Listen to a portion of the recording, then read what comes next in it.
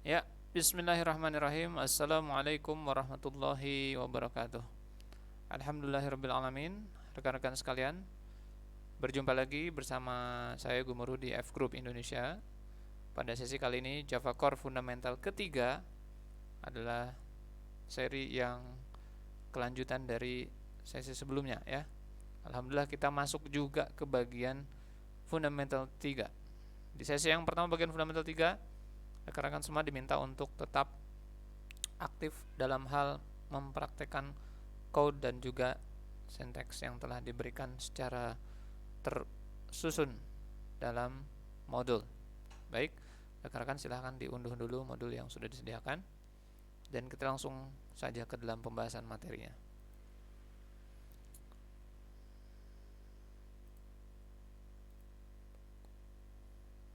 Oke, kali ini kita membahas tentang app location ataupun yang terkait dengan penentuan lokasi sebuah aplikasi. Karena aplikasi kita akan di-deploy ataupun di-install terhadap komputer target ataupun klien. Apa saja pembahasan yang akan kita terangkan kali ini? Silahkan dibuka. Oke, di sini ada 4 bagian pembahasan utama khususnya tentang app location terkait dengan path itu sendiri ataupun lokasi absolut daripada suatu directory. Kemudian disambungkan dengan general maupun user directory. Dari pembagian keduanya, rekan-rekan semua akan melihat mengapa terdapat dua buah pembeda, yakni dari hak akses maupun target fungsi direktur tersebut ataupun sebuah lokasi tersebut. Kemudian juga kita akan bahas tentang operating system ataupun OS detection, karena aplikasi yang kita develop, yang kita kembangkan harus yang namanya dapat di run, di execute di dalam operating system yang berbeda. Ya, kita lihat dulu di sini.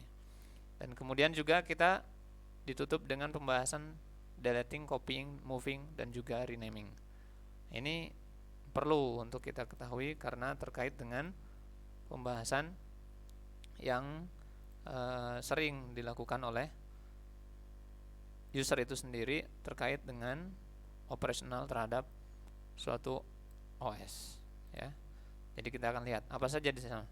Yuk kita masuk saja. Di app location. Oke, application di sini kalau rekan-rekan semua fokus ke dalam location ya, tentu saja kita akan berbicara suatu alamat ya, address ataupun path. Ya, dan di sini yang kita maksudkan dengan app location ini karena pentingnya dari dua hal pokok. Yang pertama tidak lain tidak bukan karena hak aksesnya. Lalu yang kedua dikarenakan fungsi daripada location itu sendiri atau path itu sendiri. Ya. Kenapa kita nyatakan path? Karena merupakan suatu alamat lengkap terhadap relatif filenya ataupun relatif direktorinya. Boleh rekan-rekan ingat kembali tentang app location ini, kaitannya terkait dengan apps yang akan kita develop. Tentu saja ini akan menjadi sebuah hal yang tidak dapat diabaikan. Kenapa? Karena kita memerlukan confirmation notification. Silahkan diakui oleh pengguna user, pengguna Windows maksudnya. Pengguna Windows ketika melakukan moving files ke dalam directory C program files, copy and paste, nanti ada konfirmasi. Nah, konfirmasi pop up yang menyatakan hal tersebut dilakukan oleh non administrator ataupun oleh administrator.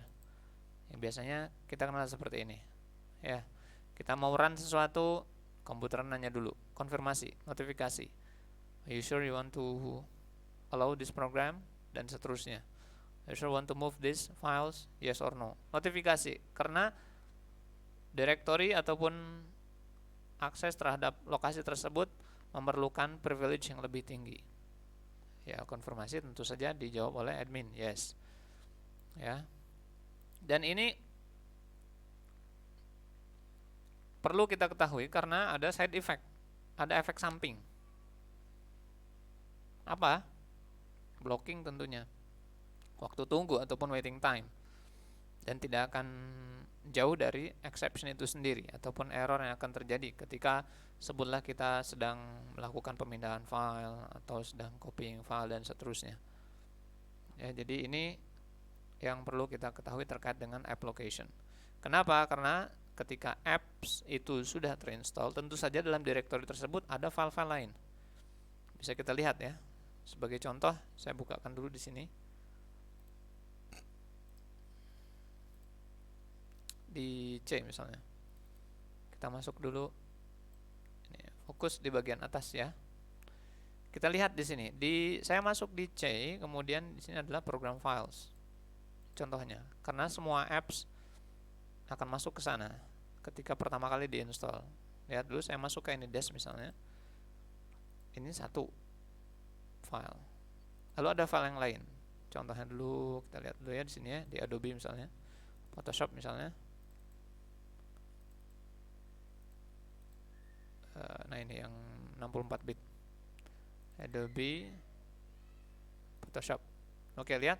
Adobe Photoshop ada beberapa file lain. Oh, ini dia library, dynamic library, dan kemudian ada yang bukan library, configuration ya, manifest, lalu ada tutorial, information, PDF, dan seterusnya.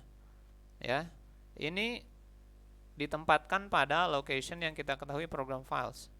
C ataupun C program files yang tidak bertuliskan x86 merupakan 64 bit dan untuk yang x86 merupakan 32 bit. Nah, dari lokasi tersebut kalau kita ketahui sebenarnya semua operation yang ada di dalam sana memerlukan hak akses tertentu. Contohnya misal saya memindahkan sebuah file ke dalam lokasi tersebut. Nah, ketika saya paste ini, maka akan muncul suatu notifikasi tertentu. Notifikasi tertentu yang mana semua screen akan gelap lalu kemudian menanyakan do you want to allow yes or no. Kalau yes, maka dia akan terpindah ke situ. Seperti yang sekarang dilihat. Tapi kalau tadi ketika di paste kemudian saya jawab no, tidak diizinkan, maka dia akan melakukan yang tadi. Nah, seperti ini juga. Nah, nih lihat.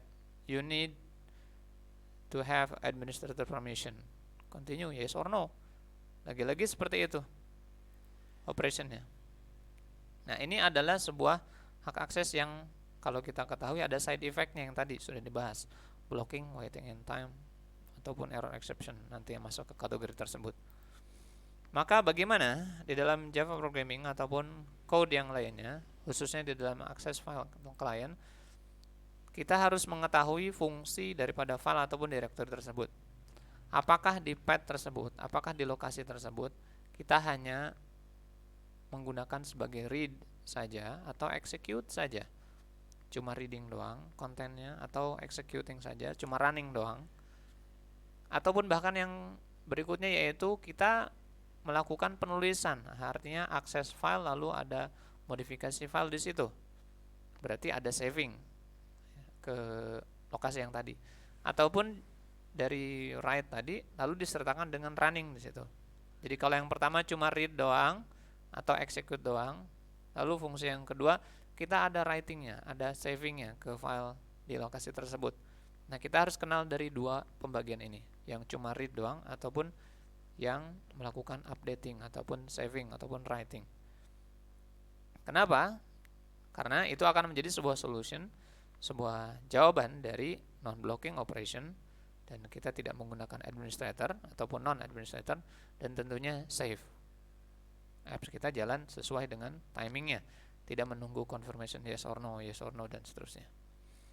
Itu. Bagaimana di dalam code yang akan kita terapkan? Ketahuilah dari yang tadi itu terjawab di sini di bagian general ataupun user directory. Kenapa? Karena dari hak akses tadi, dari fungsi file directory tadi yang kita ketahui kasus-kasusnya, ternyata dari dua buah kondisi yang saat ini kita temukan, general maupun user directory, ada dua pola. Nah, ini dia. Apabila di general, maka penggunaan terhadap path, terhadap directory tadi, terhadap file tadi, cuma read or execute only. Jadi nggak ada modifikasi file, nggak ada writing, nggak ada saving file di situ. Tapi untuk yang kedua, untuk yang user lebih sukai, ataupun yang sering dipergunakan, maka kita akan melakukan writing data, executing juga. Jadi bukan cuma writing tapi juga execute. Jadi tidak hanya satu hal. Nah ini seperti apa? Coba kita lihat dulu ya. Di bagian general misalnya, karena ini polanya read dan execute only, berarti ini fix. Ini polanya fix. Jadi ya paten gitu aja. Contohnya di program files tadi, ataupun di lokasi yang 32 bit sama program files juga. Di situ read and execute only. Ya, khususnya bagi yang non admin gitu ya. Karena kita menghindari yang namanya confirmation admin yes or no gitu ya. Ini fix.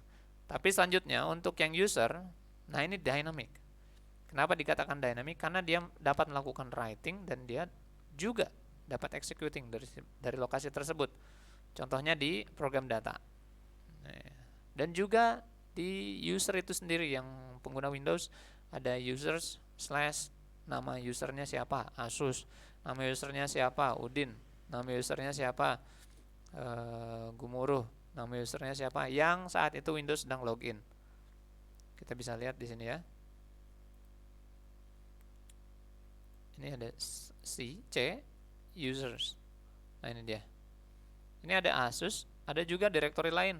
Ketika user account kita ada banyak, Windows ini nanti akan tercipta di sini semua ke bawah. Dan berikut dengan administrator. Nah ini dikatakan dynamic kenapa? Karena dia akan menyesuaikan dengan lokasi tersebut tanpa harus code menyatakan itu ada di si user Udin misalnya. Code kita menyatakan si C user Udin. Bagaimana ketika aplikasi itu dijalankan oleh komputer lain atau laptop lain? Ketika tidak ada nama user Udin, bahaya, bisa jadi error exception ya. Tapi ini tidak seperti itu. Dia akan lebih dynamic, dia akan menyesuaikan. Nah ini. Karena pola yang tadi, baik itu fix ataupun dynamic, ketahuilah dalam penerapannya dalam source code, maka penggunaannya dinyatakan langsung. Ini untuk yang fix. Kita tulis C garing ataupun garis miring double garing ya, karena kita ada di Windows. Ketika nanti kita pergunakan di Unix ataupun di Linux, kita tidak menggunakan lagi double garing, tapi kita akan menggunakan bantuan file separator nanti. Oke, seperti ini dulu di Windows. Bagaimana untuk yang dynamic tadi? Untuk yang dynamic, kita pilih salah satu dari kode yang ada. Misalnya get property user home. Ini baik di Windows, baik di Linux, dia akan dapat alamat yang tadi. Contohnya di Windows itu C user namanya. Kalau di Linux nanti root, home, kemudian siapa nama usernya. Seperti itu. Ataupun boleh di path yang kita ketahui sebagai local roaming app data. Local roaming app data contohnya di sini ada ya. Saya masuk dulu ke C user, di sini ada app data. Nah ini local roaming dan seterusnya. Ini operasi yang ada di sini, mau copying, mau editing, mau seterusnya, tidak memerlukan hak akses administrator. Lihat, saya copy file di bawah ini ke atas, saya paste, tuh dia langsung. Tidak ada konfirmasi. Saya delete juga langsung. Nah ini. Ya, tidak ada konfirmasi seperti yang sebelumnya. Are you sure you want to delete this? This require administrator permission dan seterusnya. Di sana user dapat melakukan interaksi terhadap file ataupun directory. Begitu pula dengan local app data dan seterusnya. Ini dynamic. Jadi ini code sekali dinyatakan dalam project kita, maka running di multiple client akan mendapatkan lokasi yang aman. Tadi ya, menyesuaikan dengan kontennya, lokasinya. Nah ini dia. Contohnya kita sertakan sistem get environment, maaf. Ini ada yang property, ada yang environment. Untuk yang property ini terkait dengan OS, untuk environment terkait dengan yang sudah ada di dalam sistem itu sendiri. Contohnya seperti ini ya. Kita contohkan dulu sistem get environment app data. Nanti kalau kita pakai di file target dir, dia dapat lokasi yang jelas. Contohnya kita running dulu di sini ya. Oke.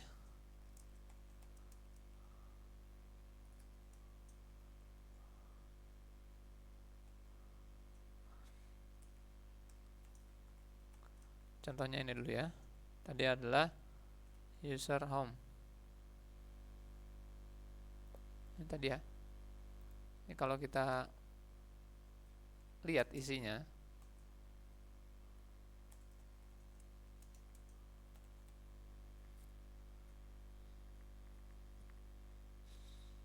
nah ini bisa rekan-rekan cek ya. User home itu dia langsung ke user tersebut dan lokasinya di app data local roaming yang tadi. Nah, tuh lihat. Tuh. Di saya user akses. Jadi nanti ini dinamik. User siapa yang akses dia akan dapat sendiri namanya. Sekarang saya ke yang app data tadi ya. Satu lagi. Nah, ini yang bukan property tapi di environment.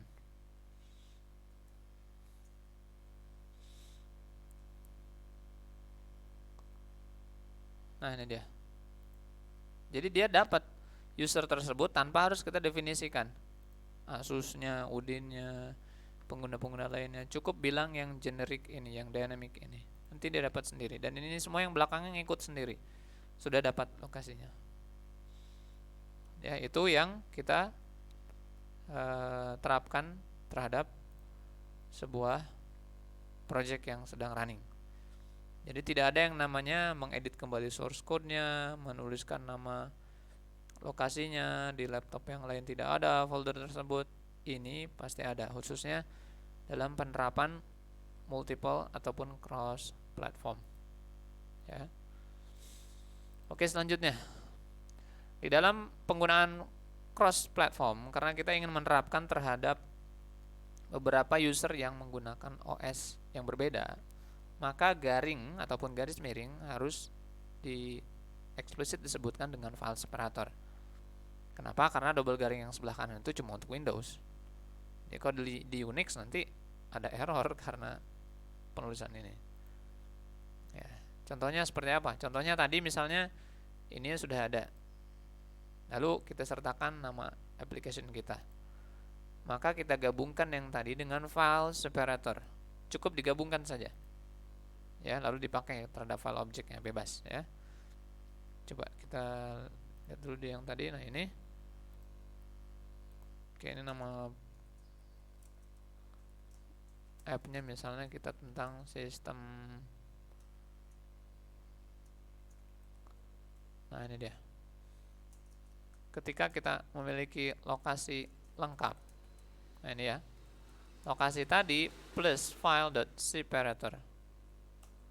Nah, dia separator gitu ya.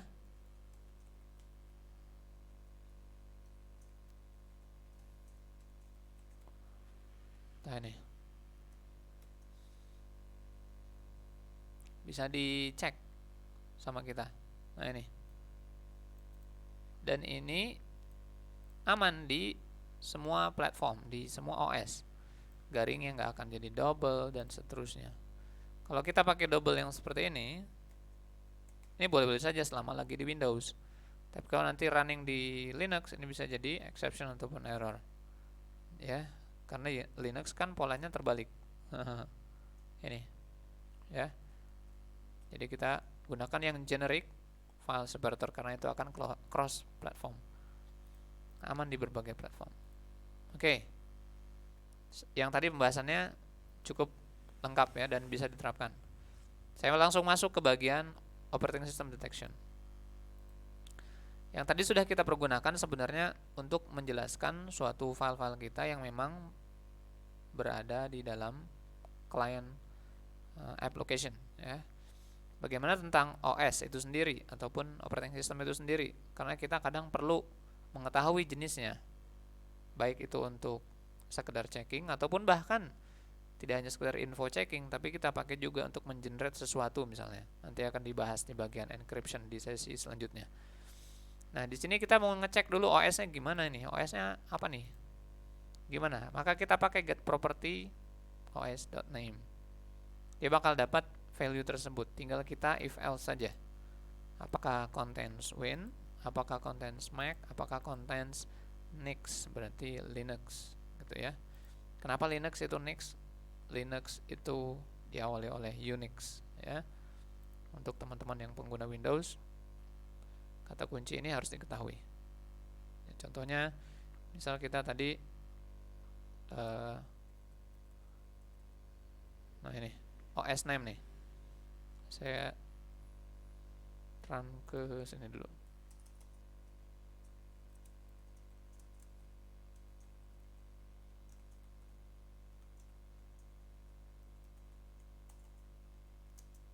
Nah ini.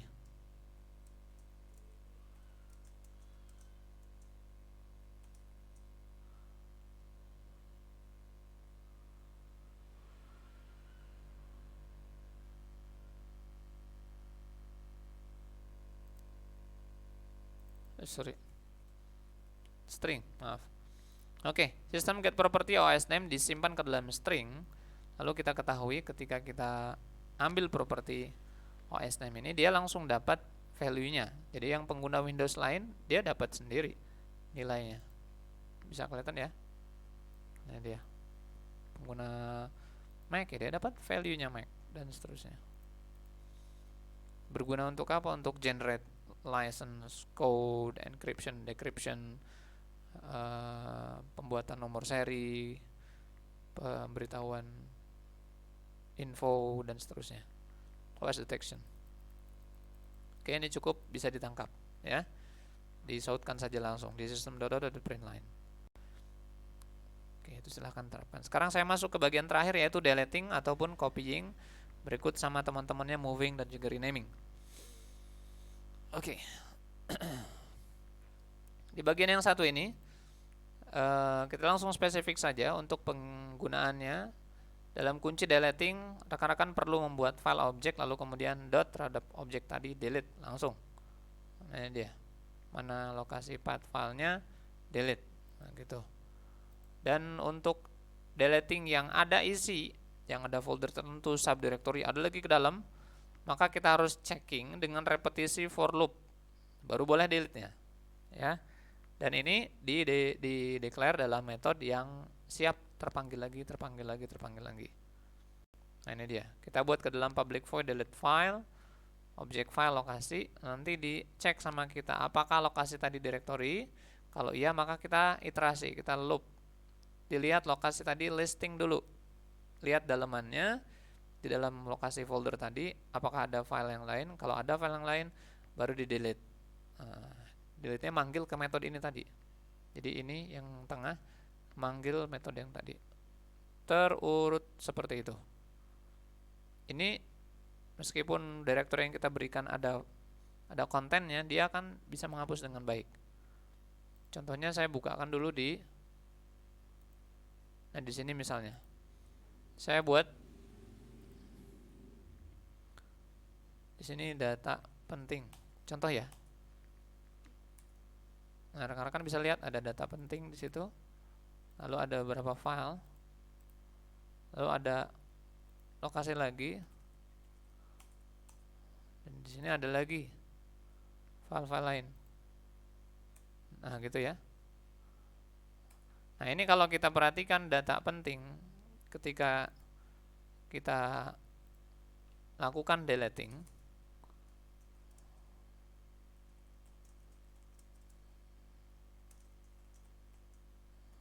Nah ini saya targetkan dulu yang di luar misalnya ya. Misalnya di sini saya buat contoh dulu. Nah ini target.txt. Target.txt tentu saja untuk kasus yang tadi.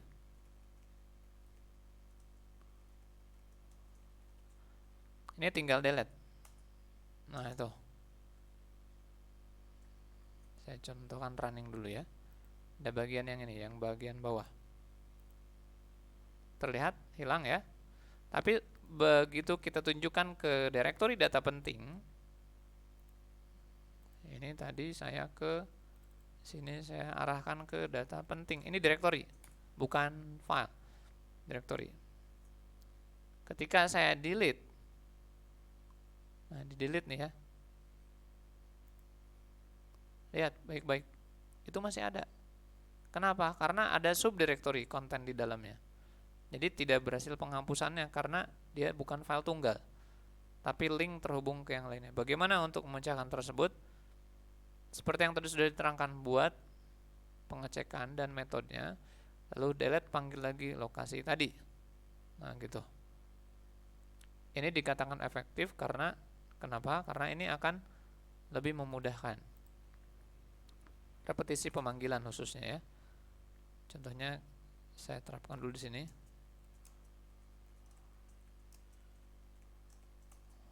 Nah, ini dia. Jika is directory, boleh di copy yang tadi ya, yang ada di modul. Kalau directory, maka kita loop dulu terhadap target tadi, di list dulu filenya,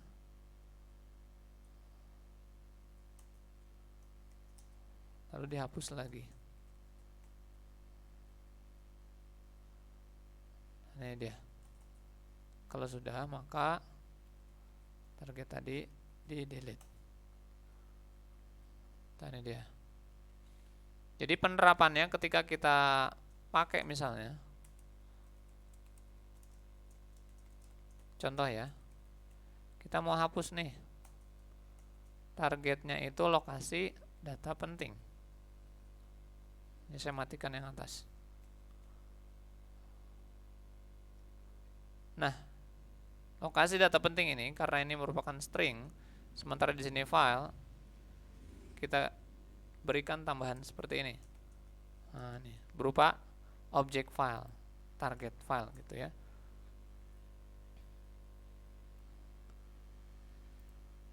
Nah, bisa dilihat sudah hilang. Jadi dia iterasi ke dalamnya, ke directory tersebut, lalu dia cek directory lagi, dia masuk, dia delete, dia masuk, dia delete, seperti itu. Untuk alur yang ini sebenarnya gitu. Oke. Untuk copying, nah copying kita membutuhkan dua buah object file, lalu files copy dengan standar copy operation replace existing dan pakai try and catch. Contohnya ini dia, dua buah file object maksudnya, lalu kemudian file copy. Oke. Ini di try and catch. Sama halnya dengan moving ataupun pemindahan. Pemindahan dua buah file object juga, files.move bukan copy, tapi di option yang kita pakai atomic move. Lihat polanya sama. Ini dia, move, lalu atomic move. Ini dia akan memindahkan lokasi yang tadi ke lokasi baru. Contohnya bisa kita lihat di sini misalnya, saya punya, ini dia, penting.accdb. Mau saya pindahkan ke D misalnya. Nah, di sini contohnya aja dulu ya. Di sini ke D. Ini saya di penting accdb. Terapkan langsung dua buah objek tadi, lalu files.move.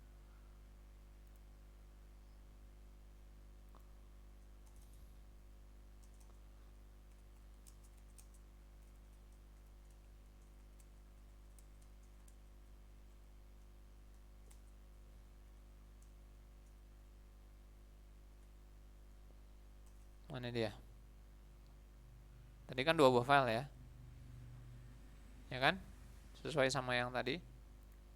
Ini tinggal panggil files.move. Di sini files.move. Untuk yang pemindahan.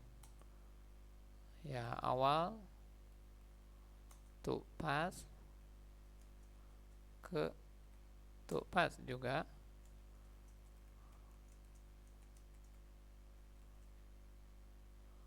Atomic move. Mana dia? Karena ini tadi try and catch, maka rekan-rekan perlu menerapkan yang namanya statement try and catch seperti yang sudah kita ketahui. yang generik ya, yang generik. Nah, udah, ini saja. Kalau ada sesuatu ya tulis saja di situ.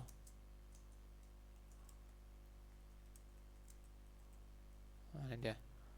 Contoh dulu, contoh. Tadi di sini kita punya, kita panggil ya, pindahkan. Misalnya tadi namanya apa? Penting.accdb. Penting.accdb. Saya pindahkan ke